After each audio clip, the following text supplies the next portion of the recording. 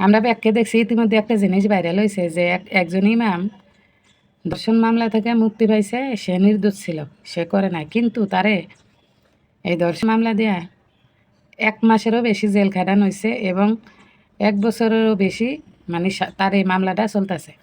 দিন শেষে প্রমাণ হয়েছে এই কাম এই হুজুর করে নাই, করছে যে বাদিনী, যে মেয়ে মানে নিপীড়িত হয়েছে, হ্যার আপন ভাই, হ্যার ডিএনএর লগে মিলছে, হুজুরের ডিএনএর লগে মিলে নাই, অনেক হুজুরে মুক্তি দিয়ে দিছে। আমার একটা প্রশ্ন আছে, এই যে হুজুরে 1-1.5 বছর ধরে আপনারা হেনস্থা করছেন, হুজুরে বলে চাকরি করতো, চাকরি মাকরি, হুজুরের ব্যাগ কিছু শেষ, ব্যাগ কিছু একটা মিথ্যা মামলার কারণে। এনে যে হুজুরে যে ব্যাগ কিছু আপনারা শেষ করে দিয়া, নিঃস্ব করে দিয়া, অবশেষে এতদিন পরে আপনারা তারে জামিন দিলেন, প্রমাণিত করলেন যে সে নির্দোষ, সে এই কাম করে নাই। এনের এই দায়ভারগুলা কে নিব? হ্যাঁ, এর যে মানিজ্যত নষ্ট করছেন, এর যে ব্যাগ কিছু আপনারা ধ্বংস করে দিচ্ছেন, এটার দায়ভার ডাকার? হ্যাঁ, হ্যাঁ, মানে আঙ্গ দেশে কিছু সুবিধাবাদী মানুষ আছে, যে কোনো আকাম কুকাম কইরা চিন্তা করে যে হুজুরকে উপরে চাপাই দেওয়া তো খুব সহজ বিষয়, এর লেগে হুজুরকে উঠবে এটি চাপাইয়া দেয়। অন যাই হোক, এই হুজুরেরটা তো প্রমাণিত হয়েই গেল যে সে নির্দোষ, ব্যাগ কিছু হারে। আপনারা চাইলেও পারবেন না হ্যার মান সম্মান হিরাই দিতে, হ্যার চাকরি হিরাই দিতে, হ্যার জন্য কিছু করতে। আপনারা কিন্তু এটি কেউ করবেন না।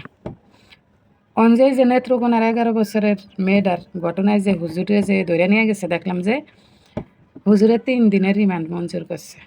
আচ্ছা, হুজুরে বলে ডিএনএ পরীক্ষা করার লেগে ধরে লইছে, তাহলে হ্যার রিমান্ড কি? এর যতদিন ডিএনএ পরীক্ষা করতে সময় লাগে ততদিন না হিতেরে আপনাকে হেফাজতে রাখবেন, রায়কে তারপরে পরীক্ষা হয়ে গেলে যদি প্রমাণিত হয় যে এই হুজুরে এই কাম ঘটাইছে, একবারে হেরে ডাবলেতে ডাবল শাস্তি দিবেন।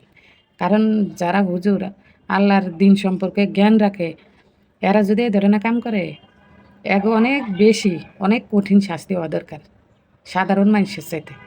এই হুজুরে ধরছেন নেত্রকোনার, এই মেয়েটার তো না তারপরে সৎ বাবা, এরাও তো সন্দেহের বাইরে না, এগারো আপনারা ধরে নেন, হুজুরে নিয়ে গিয়ে রিমান্ডে দিয়ে দিছে। এখন এত কিছু করে যদি হুজুর প্রমাণিত হয় দোষী, তাইলে তো হুজুরের সর্বোচ্চ শাস্তি। আর যদি প্রমাণিত হয় এই ফেনীর মতো যে হ্যাঁ নির্দোষ, তাহলে এই যে হেনস্থা, অপমান, অপদস্থ, লাঞ্ছনা, এগুলার দায়ভারগুলা কে নিব?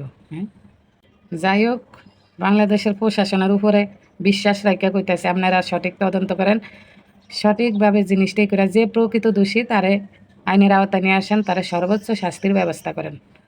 কোনো নিরপরাধ ব্যক্তিরে এনে যেন কেউ না ফাঁসায়, নিরপরাধ ব্যক্তি যেন শাস্তি না হয়। হ্যাঁ, এই যে ফেনীর ঘটনাটা দেখে খুব খারাপ লাগলো।